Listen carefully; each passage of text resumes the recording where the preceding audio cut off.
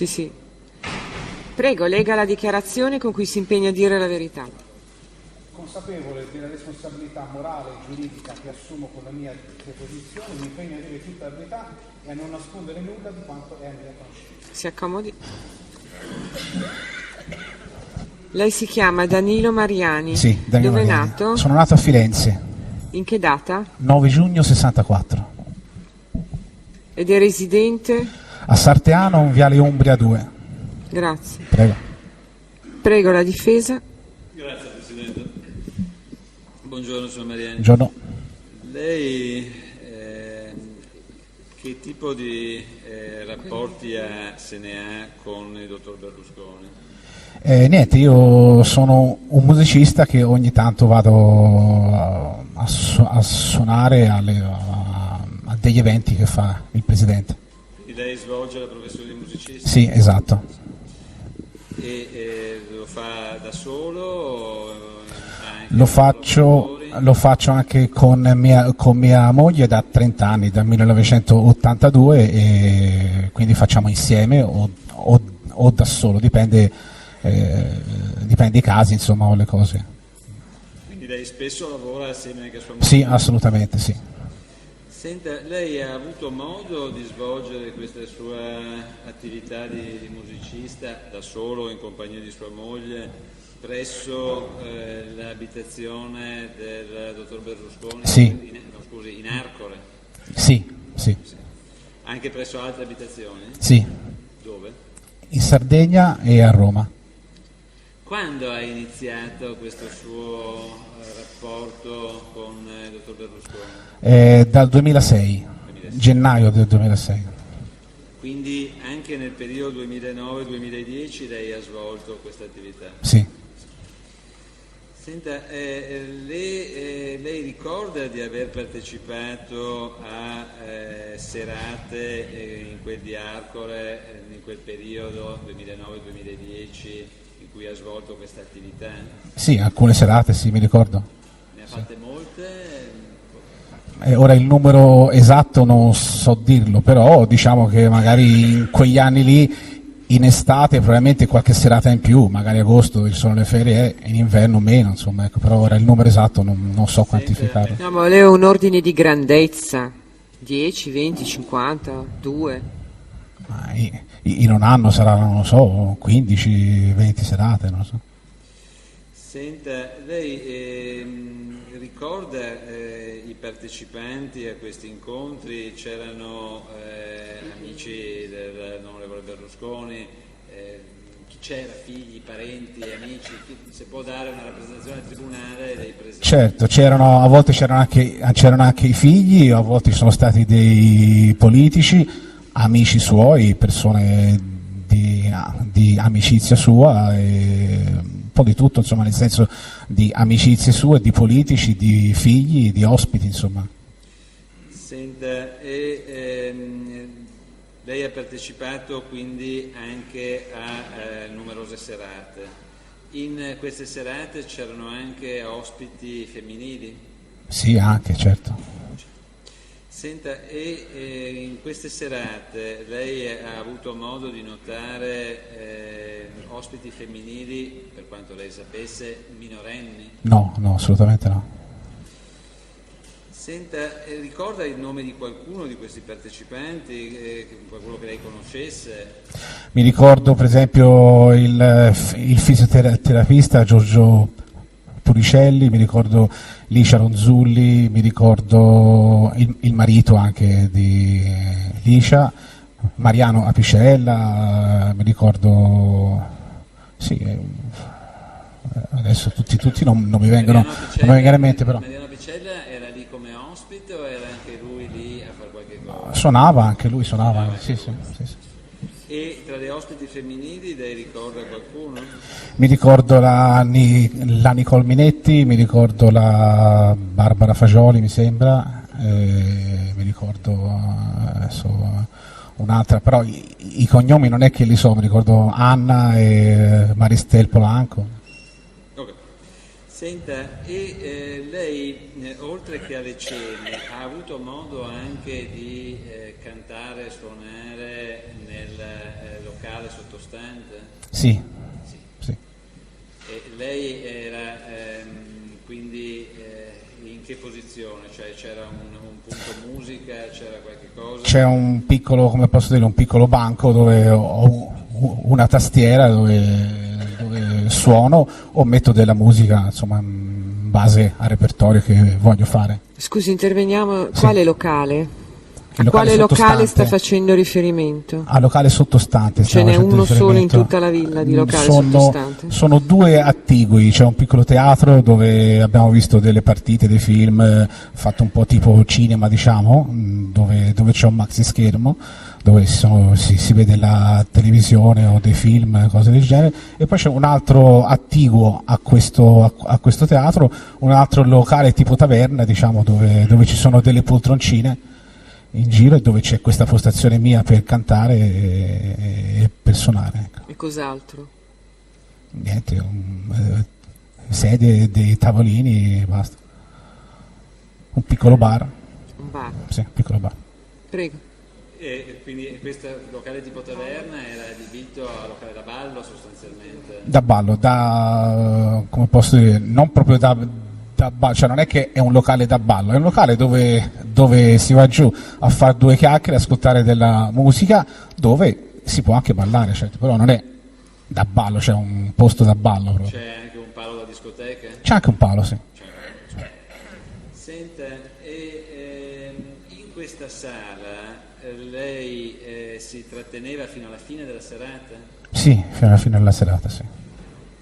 E in questa sala il dottor Berlusconi, che lei ricordi, rimaneva da solo o no? No, c'ero sempre io, un cameriere, qualcuno. Quindi Cioè, lei durante la non è che io serata- andavo via e lui restava, cioè io stavo lì fino a fine serata spengo tutto e vado nella mia stanza poi. Oltre a lei chi c'era?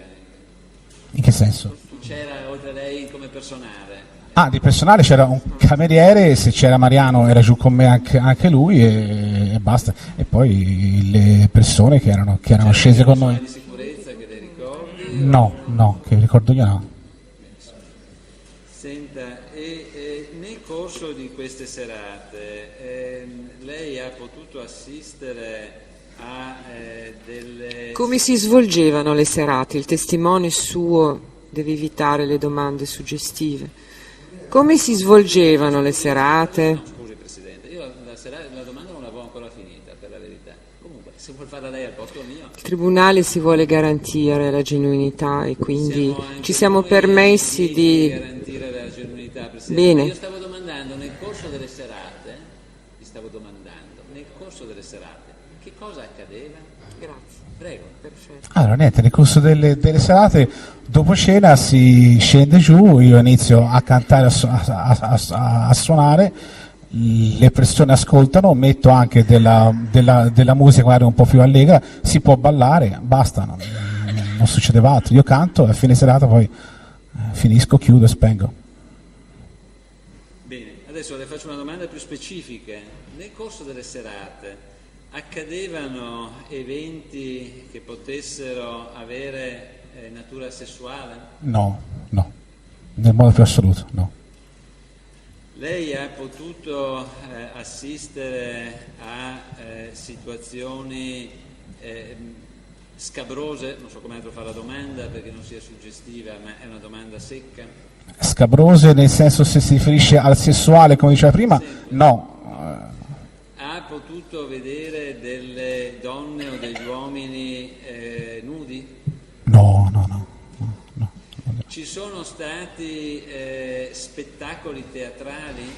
Ci sono state Ci sono stati così? delle coreografie, chiamiamole così, diciamo dei balletti, delle coreografie, io le chiamo così, coreografie, perché mi sembrano così, cioè le rappresento così, come un balletto, una coreografia ha un tema, che ne so, con le magliette del Milan, se il Milan ha vinto, cose del genere, così, ecco, però a questo livello, non ad altri livelli. Ma le ragazze erano anche a volte in abiti di scena, in abiti succinti, può descriverle al tribunale? Allora, ci possono essere stati dei pantaloncini corti, dei corpetti, come posso dire, dei corpetti quelli con le stecche, non ghepier, credo, se è questo il termine giusto, insomma, i corpetti che arrivano qua, all'ombelico, insomma.